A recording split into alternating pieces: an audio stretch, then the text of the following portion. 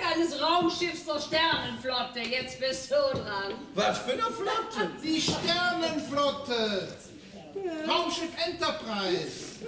Star Trek. Du verstehst? Wovon wegen Star Trek? Star Trek? Ja, gut, da bist du. Och Mann, wo sind dann die schönen Karnevalsorden?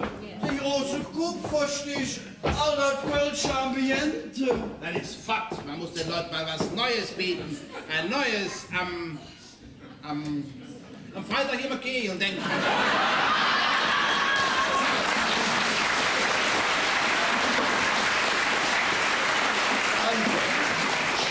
Anton, bitte jetzt lenk nicht ab, wenn die Leute zu dir in das Lokal kommen, dann wollen die eine gemütliche, eine kölsche Atmosphäre, eben genau das, was man erwartet, wenn ein Lokal zum Lüstierten ist. Will nicht mehr lang, Jung.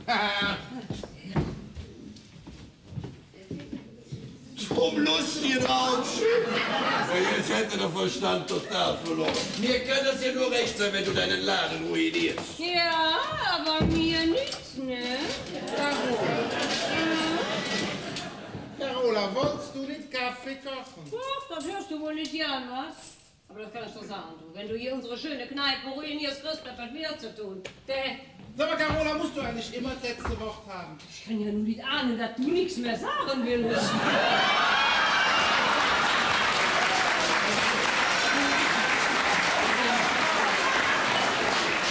Wir können glatt meinen, ihr zwei, ihr wird verjährt.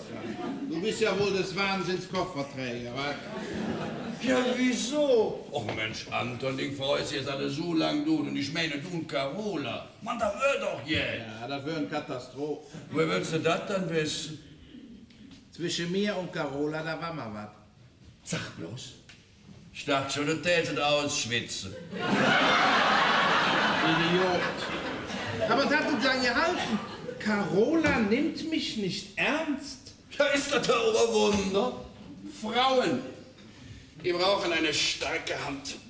Die wollen keine Spinner, der von fröhlichen UFOs träumt. Wie meinst du das dann jetzt? Ja, jetzt immer ja so eine Quatsch, Anton. Soll das hier alles so bleiben? Ja klar, da musst du mit der Zeit gehen. Und gerade jetzt, wo das neue Jahrtausend angefangen hat, da muss man aufpassen, dass man den Zug nicht verpasst, sonst bestraft einen das Leben.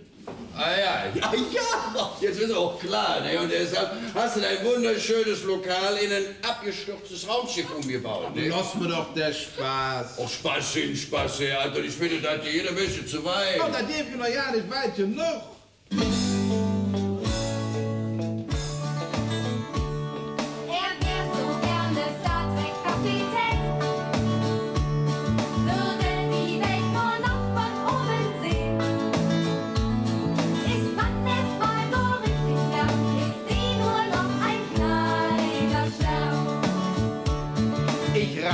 Dann durch Zeit und Raum und spreng alle Grenzen, erfüllt mir meinen Lebenstraum. Ich kann im Weltall glänzen und treffe ich dann ein Genie aus Kunst und Wissenschaft, erfüll ich mir eine Utopie und schöpfe daraus Kraft.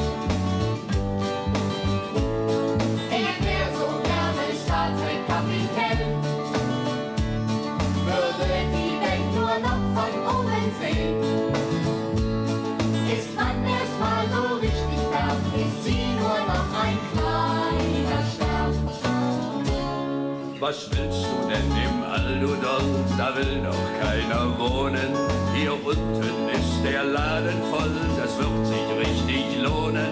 Was willst du in der Umlaufbahn und dann so ganz allein? Ich wär davon nicht angetan, ganz ohne Frau zu sein. Ich wär so gerne Star Trek Kapitän, würde die Welt nur noch von oben sehen. Ist man erst mal so richtig fern, ist sie nur noch ein kleiner Stern. Ist man erst mal so richtig fern, ist sie nur noch ein kleiner Stern. Nee, bei mir ist der Stern.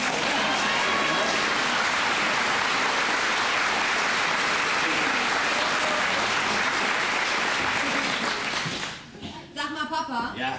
Weiß Mama, dass du hier bist? Nee, aber ich habe mit dem Anton mal zu besprechen. Ja. Unter 4 Augen. Verstehe. Von hier aus werden sowieso noch was vor. Ich denke, ihr müsst üben. Später. Jetzt müssen wir erstmal was abholen. Tschüss, Papa. Tschüss, Kind. Das wird eine ganz tolle Überraschung für dich. Ja? Da bin ich aber uns gespannt. Also, Aris, du, mein Freund, was hast du am Herzen? Machst du mir jetzt mal ein Bierchen? Ja, klar. Anton, deine Jabi, das ist doch so richtig leb und lecker Mädchen und die hat so einen guten Einfluss auf meine Sina. Ja, aber die ist doch auch lieb und nett, wenn sie schläft. Ja eben, also kurz und Judith geht immer noch um die scheiß Hotelgeschichte. Ach, ist die immer noch nicht aus der Welt? Nee.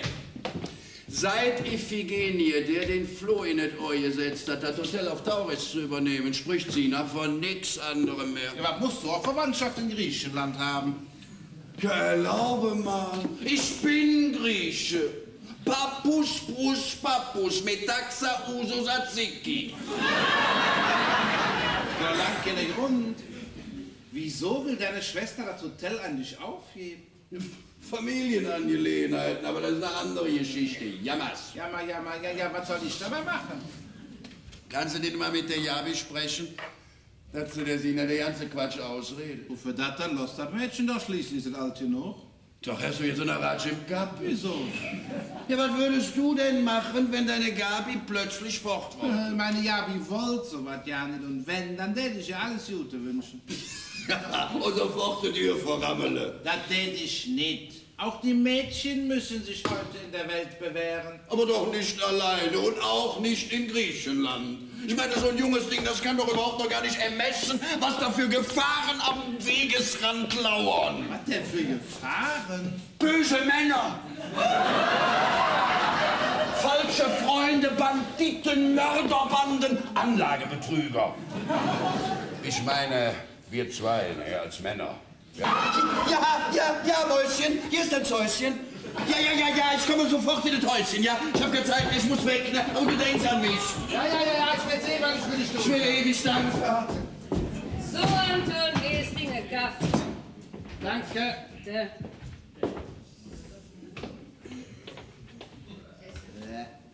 Das ist ja Blümchenskaffee.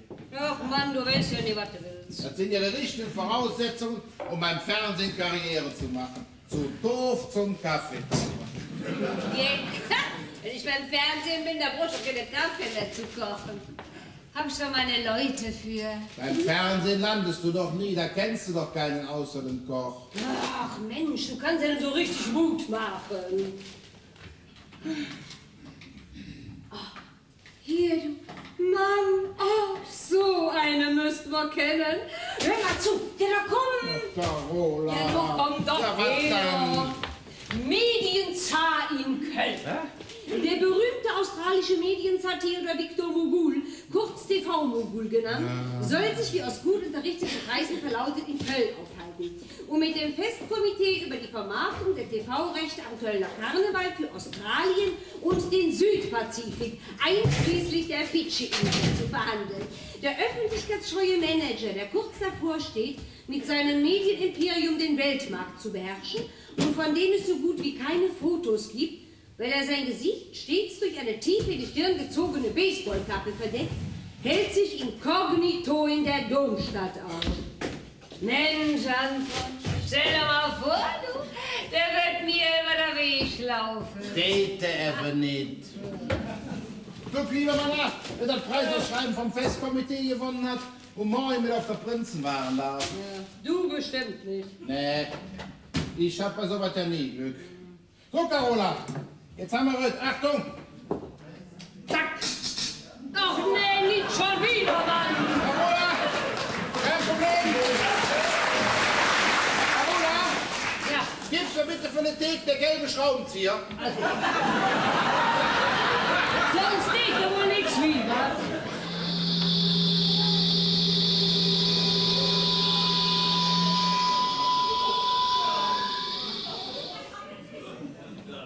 Die sich schon mit seiner Wahl drin. Vielleicht hätte mal jemand fragen sollen, der sich damit auskennt. Wir haben noch geschlossen.